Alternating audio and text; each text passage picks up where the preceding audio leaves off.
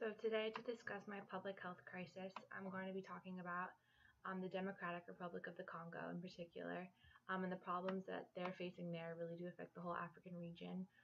But I'm specifically going to focus on the sexual and reproductive health challenges in the Congo.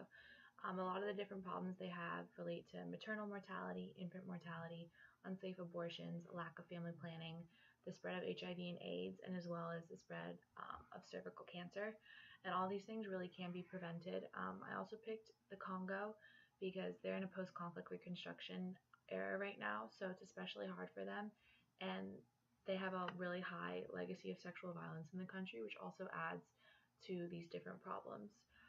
Two of the main reasons why there are so many sexual and reproductive issues stemming back to the conflict and the sexual violence is that in these cultures, a lot of women don't have autonomy over their own bodies. They aren't allowed to make these decisions for themselves. And if it's there, it's not, given to them.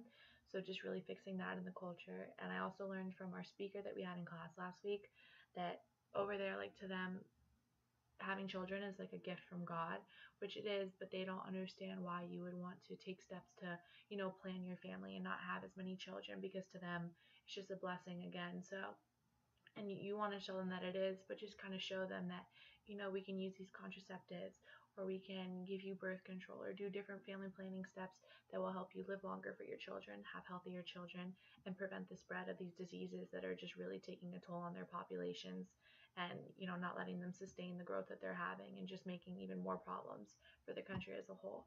And another huge issue is this that they don't have the resources over there and the infrastructure is really bad. It's a very underdeveloped country.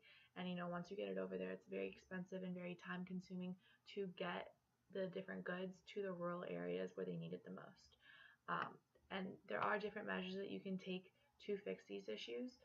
One big one is organizations, usually like smaller faith-based organizations and churches, will go over and go right into the heart of these rural areas. I know my church at home has done trips like this before, and to me, that's something that I would want to do to be able to, fundraise, get the supplies, and go over right into the heart of the rural areas and know that you're making a difference and be able to talk to these different individuals on a one-to-one level, give them the help that they need, put a face to what you're trying to do, and just try to help explain to them, the different cultural aspects and why it's okay to do this, how it's better and healthier, to just stop the spread.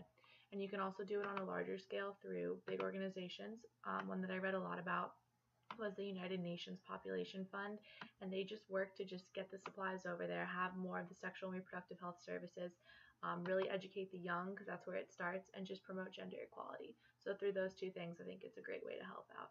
Thank you.